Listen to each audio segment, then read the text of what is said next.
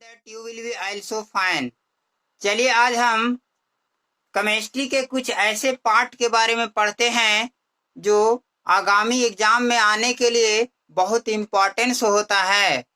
और ये बहुत इम्पोर्टेंस टॉपिक है जो अक्सर रेलवे एसएससी में आते रहते हैं, इसलिए इसे आप लोग ध्यान ढंग से पढ़ेंगे और इसे पेन डाउन करेंगे।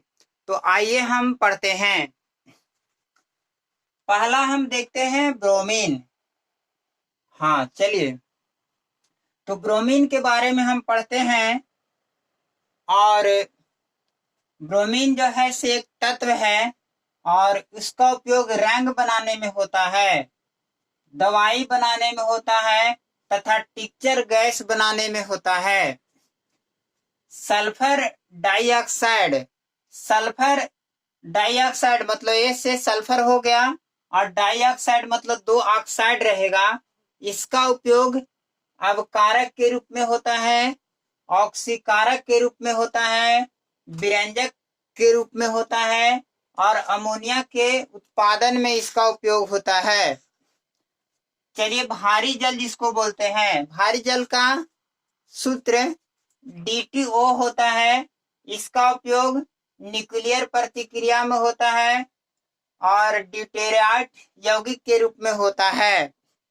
चलिए एक बार और इसे समझते हैं। ब्रोमीन का संकेत Br होता है और इसका उपयोग रंग बनाने में होता है, औषधि बनाने में होता है और टिक्चर गैस बनाने में होता है। सल्फर डाइऑक्साइड का सूत्र SO2 होता है। इसका उपयोग अवकारक के रूप में होता है, ऑक्सीकारक के रूप में होता है और विरंजक के रूप में होता है, अमोनिया के उत्पादन में होता है।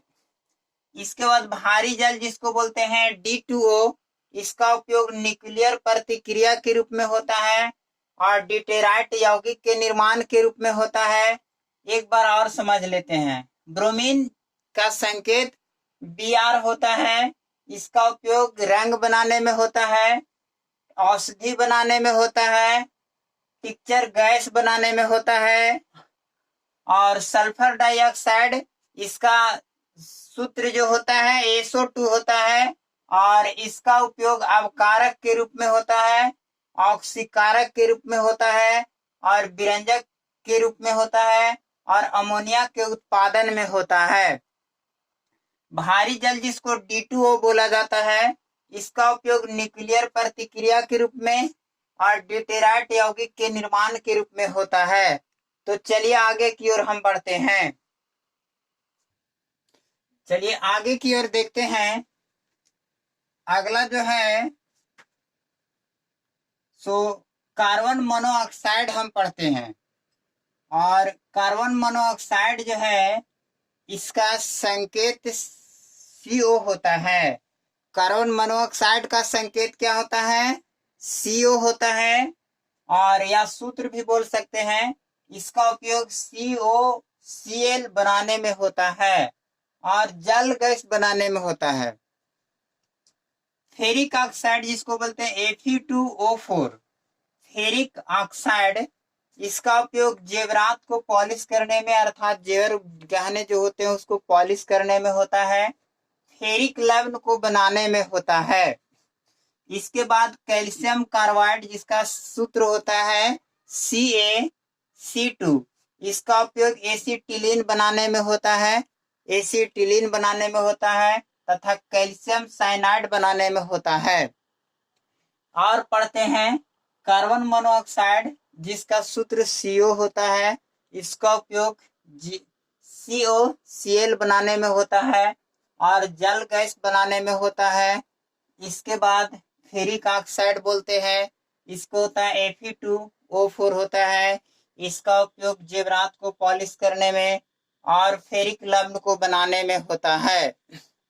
इसके बाद कैल्शियम कार्बाइड लेते हैं और इसका CaC2 होता है सूत्र और इसका उपयोग एसिटिलीन बनाने में होता है और कैल्शियम साइनाइड बनाने में होता है। एक बार और पढ़ लेते हैं। कार्बन मोनोऑक्साइड, इसका सूत्र CO होता है और इसका जो है उपयोग COCl बनाने में होता है और जल गैस बनाने में होता है। और फेरिक ऑक्साइड इसका Fe2O4 होता है। इसका उपयोग जेवरात को पॉलिश करने में होता है, फेरिक लवण बनाने में होता है। कैल्शियम कार्बाइड जिसको CaC2 बोलते हैं, इसका उपयोग एसिटिलीन बनाने में होता है, कैल्शियम साइनामाइड बनाने में होता है। तो आगे की ओर अब चलते हैं, आगे की ओर देखते हैं। किप्रिक ऑक्साइड जिसका सूत्र होता है CuO। किप्रिक ऑक्साइड का सूत्र होता है CuO। अब इसका उपयोग पेट्रोलियम के शुद्धिकरण में किया जाता है, ब्लू एवं ग्रीन कांच के निर्माण में होता है। इसके बाद किप्रिक क्लोराइड जो होता है, इसका संकेत CuCl2 2H2O होता है। इसका उपयोग ऑक्सीकारक के रूप में होता है। इसके बाद जल को शुद्धिकरण करने में होता है और धागा के निर्माण में होता है। चलिए आगे और समझते हैं। किप्रिक ऑक्साइड इसका सूत्र CuO होता है और इसका उपयोग पेट्रोलियम के शुद्धिकरण में होता है और ब्लू एवं ग्रीन कांच के निर्माण में होता है।